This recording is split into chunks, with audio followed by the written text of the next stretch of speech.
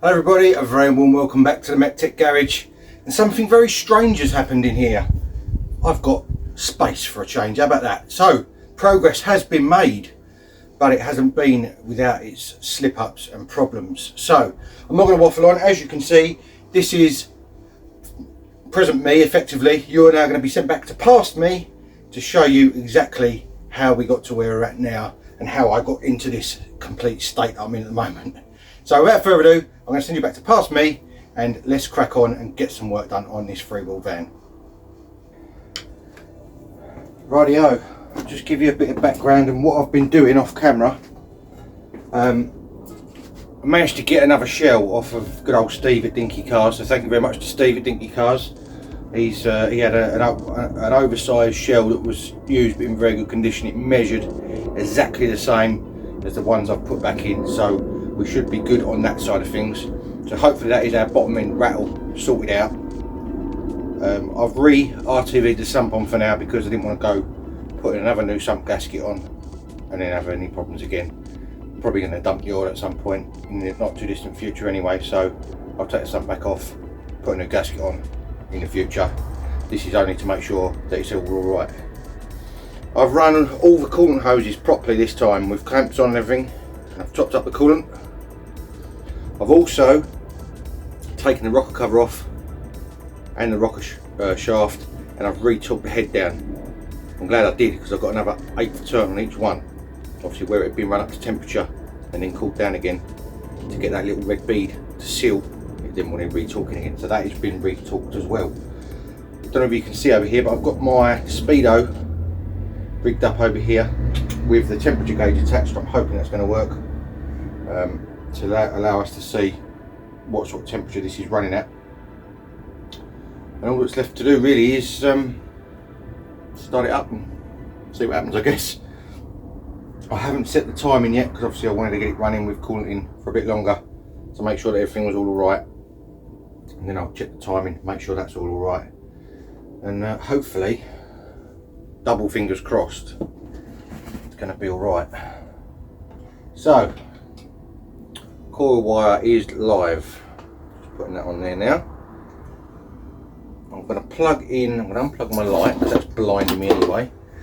I'm going to plug in my battery charger so that I've got a bit of extra voltage, because obviously it's not going to be running on an alternator at the moment, it's going to be running off the battery, so I don't want the battery to go flat and run badly. So we'll plug that in, that's on that, so that's good. Right. See what happens. I haven't tried this since it rattled last, so yeah. Let's see what happens.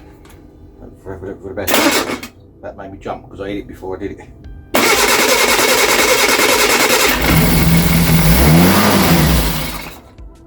So start.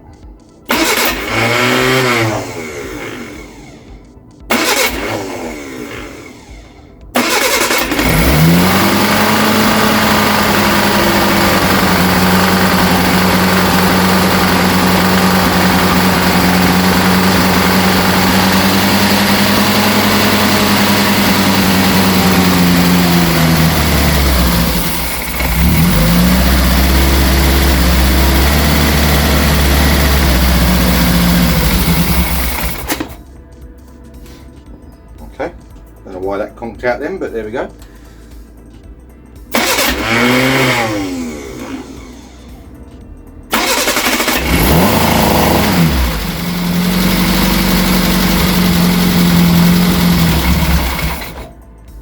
So I'll get the choke settings about right to keep it going.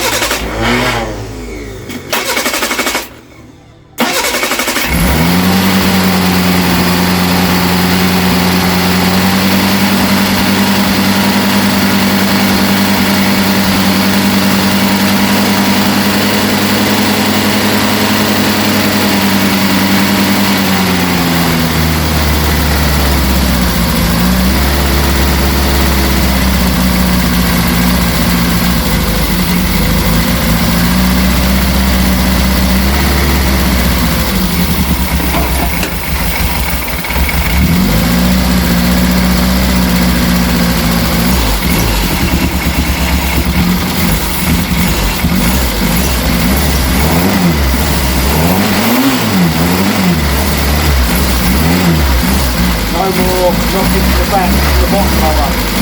The only noise I can hear is a little bit of ticking from the top end, which is fair enough, you know, I can deal with that.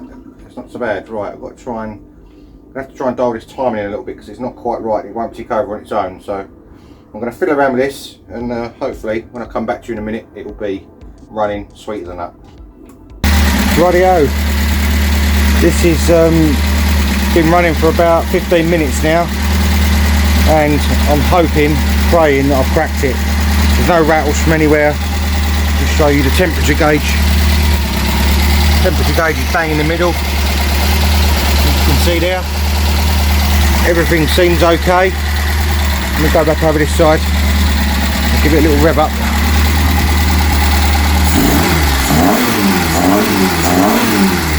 I think I might have finally cracked it, thank God. Seems all alright. The coolant seems okay. I topped it up very slightly and put the lid on, and it seems to be okay. Might have to adjust the idle slightly.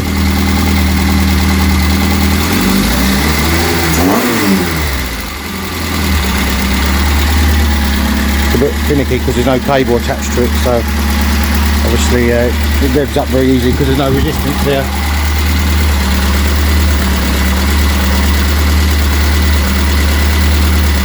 That's the right one, or is it that one? Remember which one of these is the idle screw. That one. There we go. Ticking over like a Swiss watch. So I think probably the next thing to do now is, well, do I check the gearbox, or do I just hope and pray that it's going to be alright? That's the next question. But it does appear that the engine, at least the engine now, is okay. Thank goodness. Right, got my two apprentices out here today. We are gonna try and get the engine started on the van again, and we're gonna try and put it into gear to see whether the clutch and everything is working all right. So I'm gonna get this started up, girls, and I need you to help me with this. Right. Is that the gear thingy? Yeah.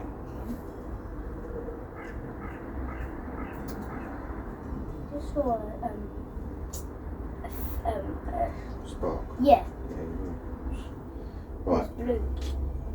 This is probably going to be quite loud, right? So, well, it's not loud, but it's just don't jump. Yeah. Prepare to not jump.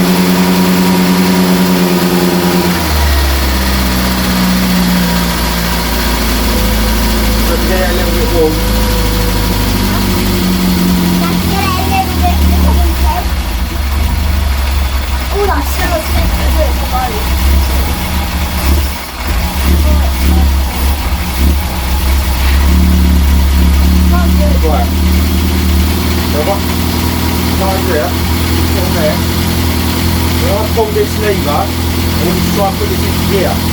That way? So I'll push it up that way, yeah, hang on. Go on then. Get in, that's it. Okay. Now if I disengage that, it should stop. Oh no. Yeah.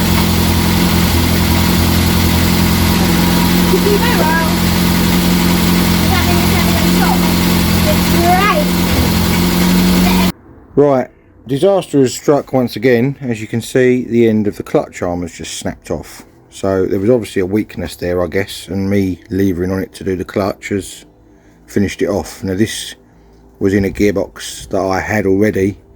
I didn't know the origins of it or how how well, many miles it done or whatever else. So I'm now in a situation where I've got to take the gearbox back off yet again, which isn't a major job because I've got the body off, luckily.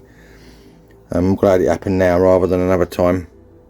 We're gonna have to get a new clutch arm, but on the plus side, it did appear to engage gear. So, and what I may do for the time being is I'm going to get see if I can get a pipe on there so me and the girls can test the gears a little bit more and see whether we can obviously lever it with a pipe over this arm and see what happens.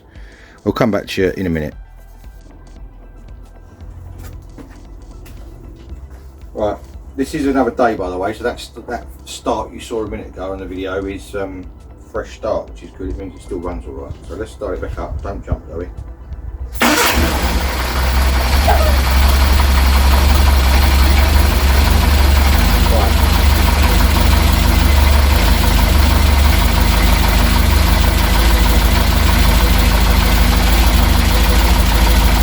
If I pull this lever,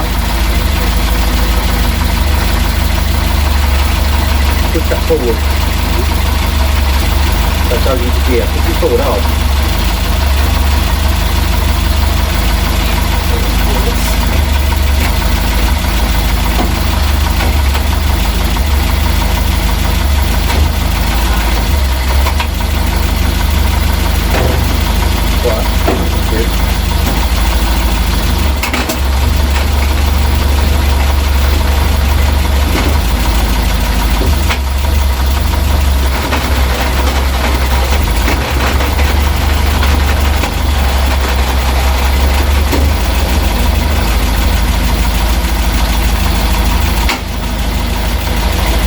Well, that works, doesn't it?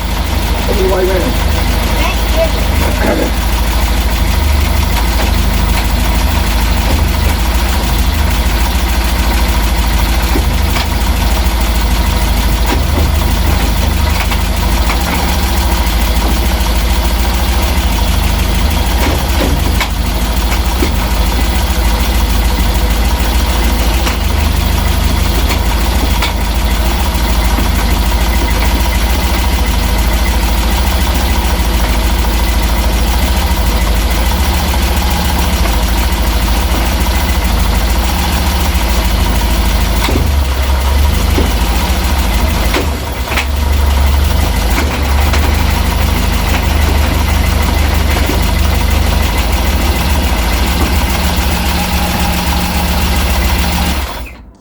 Well, the gearbox works. Not 100% sure about that clutch. Doesn't seem like it's engaging quite right to me. It's kind of, I don't know whether that's because both wheels are up in the air and it's not got any drag on it. Unfortunately, we was hoping to get the body on today, me and the girls, and now we can't go any further because of that stupid clutch arm. So we'll have to stop here and come back to you when I've sorted that issue out.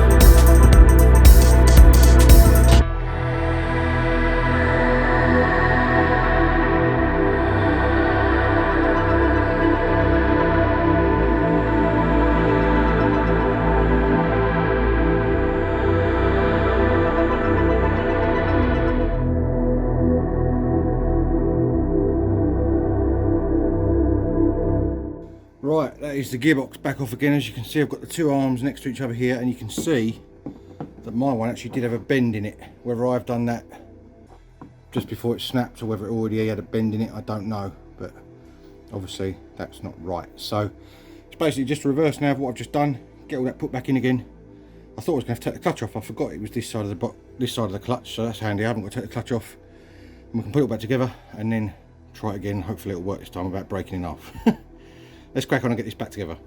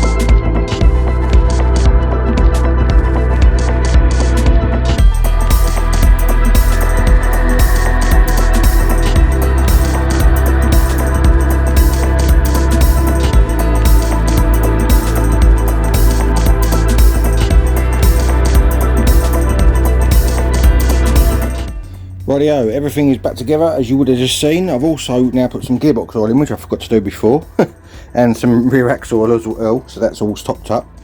I've also put on the clutch arm linkage to the pedal, so I can actually push the clutch arm a lot easier now with that pedal linkage rather than putting a bar in a bit and snapping it again. I don't fancy doing that again. So I'm going to get you set up on a tripod. I want to get this started up and we'll see what it does. I've actually got it on the ground now as well, so I don't want to let the clutch right out. I just want to see if the biting point obviously pushes it forward. I've got it wedged on these tyres here, wheels and tyres, and we'll see exactly what happens. So let me get you on the tripod and I'll come back to that in just a second. Right, let's get this started up and we'll see exactly what happens.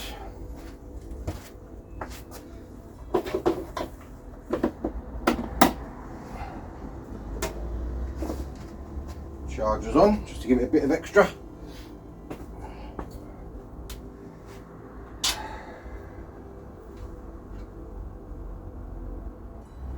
Plug the coil in.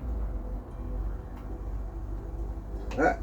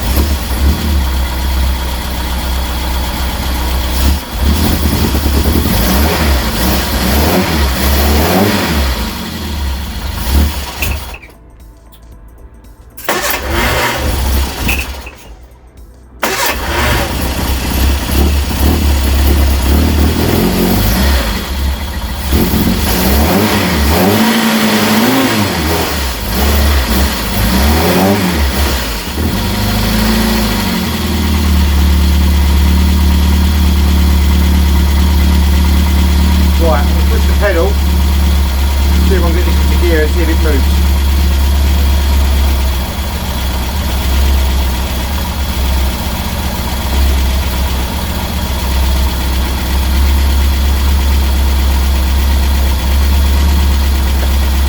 A bit tricky this because I've got this battery in the way.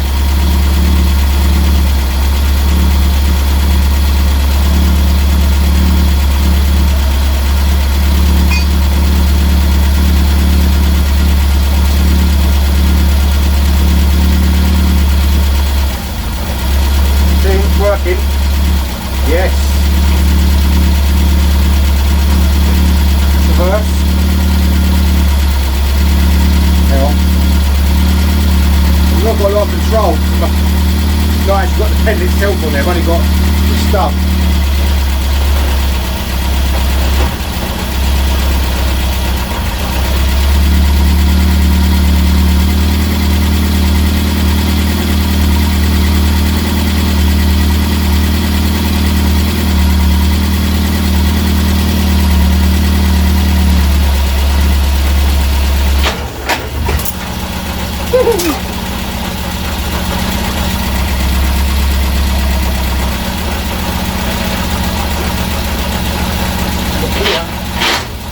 Here the clutch is not fully engaging, so we'll have to look into that and see why. Right, I think this was a rookie error on my part with this not going into gear, and that was because I didn't have the stabiliser rod under there on, which I've now actually fabricated a little rod up, and that is holding the engine rock solid. So when I push the clutch down now, it was before it's flexing on these mounts. Now it's not doing anything at all, it's just moving the clutch, which is what it should be doing. So I'm going to get it started up again, we'll test it again and see if it goes into gear properly this time without it skipping or jumping or anything else.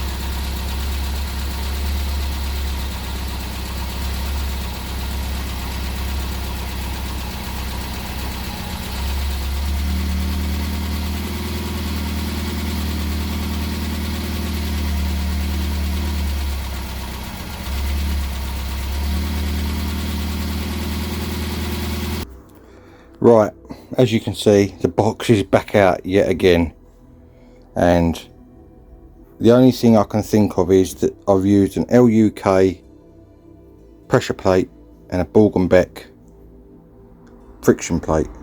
That's the original pressure plate that came with that friction plate, and I was using that pressure plate because it's a different style. It's supposed to be smoother on the engagement, but it seems like the Borg & Beck friction plate doesn't work with this pressure plate, and the pressure plate I've got that goes with this one isn't in very good condition, so I'm kind of inclined to put that one back on with that and see whether that cures the problem. Thank God I did this with the body off, because otherwise it would have been an absolute nightmare. It's about 20 minutes to take the box out as it is now, so it's not too bad, but if it was in the van underneath, it would be a absolute pain. So I'm going to get this swap back over and we'll try it again. Right, we're back together again for the umpteenth billionth time. I feel like I've had this gearbox in and out of this car about, well, I've had definitely had it 3 times in the last 2 days. Or was it twice? I don't know now. Anyway, let's see what happens. Get it running again. See if it goes into gear this time without any fight. Whoop.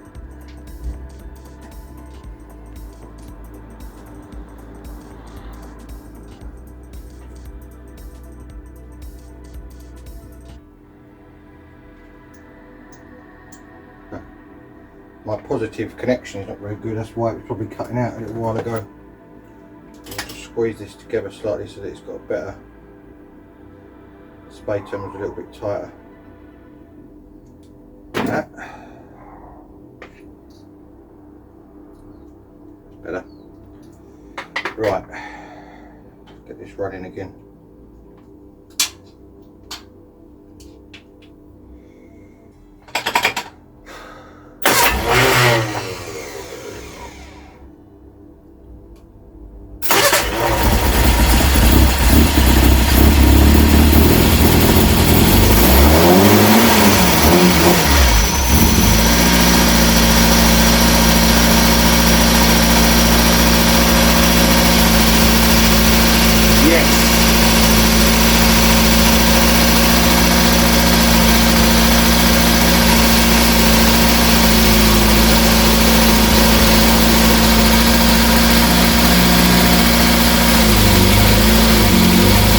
working.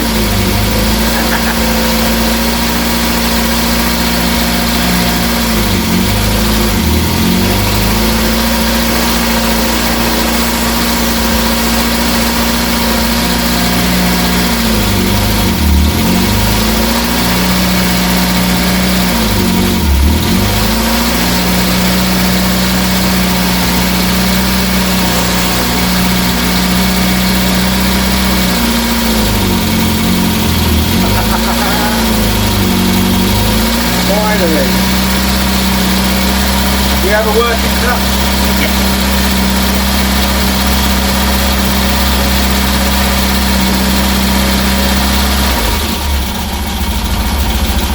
Well, that appears to be working exactly how it should be now, so hope and pray that's alright. It goes for, I'll put it in all gears as you would have seen, and reverse, and it moved in all of them, so I can only assume that it's working how it should be. I assume you can't use a LUK pressure plate with a Ball & Beck friction plate. That's what I found out from this. So there we go, just in case you ever try and do it, it won't work. Don't know why, either that or there's something wrong with that friction plate over there. So I think the next job now then, we've got to get the pedal rubbers on the shell, because they've got to go in from underneath, and then finally get this shell back on the chassis. Let's crack on and get this garage sorted out and get this van back in one piece. Right, next job on the list before we can put this chassis back on is to get on these two rubber boots which go on the inside of these holes. So I'll have to go in from the back there through the engine hole, and they've got these little retaining rings that go on them. They go on the inside and they rivet through from this side, which is why you've got to put them on before you put the shell on, because the chassis does obscure the holes once it's together.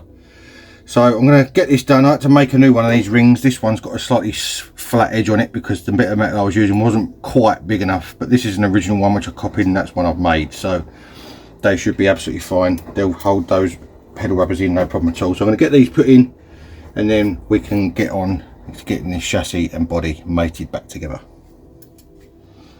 Rightio, there is our pedal rubbers in from the underside. I'll just see if I can show you inside as well without falling over. There we go, they're in there. So now that I think is the last thing we need to do on the chassis, on the body rather I should say, before the chassis can go on. So I'm going to have a big clear up in here now, get rid of all this stuff that's underneath the van, and hopefully we can wheel the chassis under and get it down and get it together. Right, as you can see, the underside of the shell is now clear, which means we can finally roll this back under and hopefully get it back in its final resting place for good. If I have to turn anything else to the engine and box now, it's going to have to be done from underneath the van, because I don't want to take it apart again. I think I'm alright. I mean, I've checked the coolant. I'll check it again first before we go anywhere else. Yeah, coolant is still on the level, and oil, maybe you can see that in camera, is absolutely bob on, nice and clean. So I think we're good. No more head gasket issues, no more mixing coolant and oil and all the rest of it. So there's nothing left to say. I've just got to get on and get it done.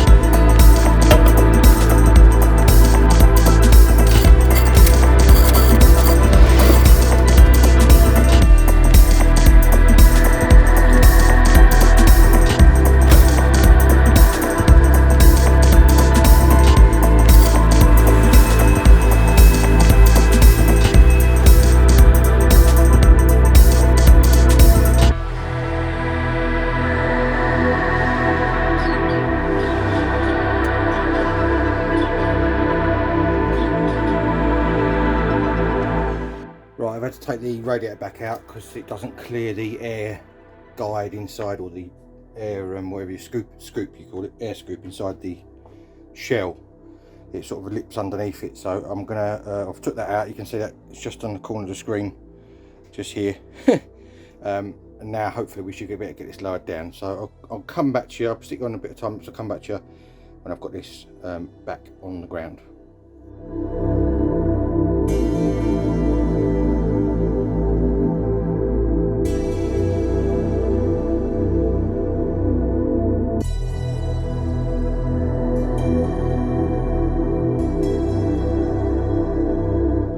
The body has landed. Hell yeah! That is definitely a top banana moment. Now the first thing I'm going to put on is these. These are the two front brackets that go, I'll show you, underneath in here, the front, and they've got locating holes on the inside of the body. So I'm going to put those on first. That will make sure that the body is right, sort of front to back, if that makes sense. And in theory all the other holes should line up again because they've already been on there before, so it should be fairly straightforward. Now I'll just grab the camera and show you inside the engine bay. It's the first time this shell has had a working engine in it in probably 30 plus years. I know it's not got a rad in there yet, but I am well chuffed with that. Looks really, really good. Definitely the first time it's had a gearbox in it for more than 30 years. You can see that in there too. Obviously you can see the alternator through the side panel there. It's starting to look like a van rather than just a load of bits. About blooming time as well. It's taken too long, this project. I've taken on other projects in between, that's why. Too many projects in one go, but I need to get this one done. So I'm going to get these, as I say, bolted these on. You can probably just about see where they go. If you look under here, it bolts to the chassis through, I can't point, through that bit there where my finger is. So it bolts through there. So I'm going to get those in. It's not going to be very easy to film, so I'll get those put in. I'm going to be underneath huffing and puffing, and then I'll come back to you. Right then, for a change, I've actually done what I said I was going to do and get the damn shell back on the chassis. So it's all in one piece now, as you would have seen, and it all fits nice. I've got the two front mounts in. I've got the two middle main bolts in, which have got captive nuts in the chassis. I've got the three rear bolts in where the rear door opens up. So all I've got left to do is put a few in the front footwell and whatever else, and that should be good to go as far as being bolted down is concerned. So going on from now, it's going to be put that rad back in again, because obviously I have to take that out to get the shell on, and then I can start putting the steering in, and I want to try and get it so that it is running and driving as such as it is before we do any body work, because obviously there's a fair few bits I need to do under the bonnet there, and I'm going to be leaning over the side, and I don't want to scratch up my nice new paintwork once I've done it. So I'm going to get it all running and driving first, and then we'll go into the bodywork side of things after that. So there's a fair way to go, but at least it's getting closer, and I needed to do this in order to bring something new. As I said to you last week on the channel, there is something new coming, and I need space right here to obviously aid that going somewhere, because space is at a premium, as you would expect from all my stuff that's here. Anyway, I'm waffling. If you do like what you see, make sure you do 4 things for me: like, subscribe, share, and hit the notification bell. It's all free, it costs you absolutely nothing, and it really helps me out on the channel, and I do really appreciate it.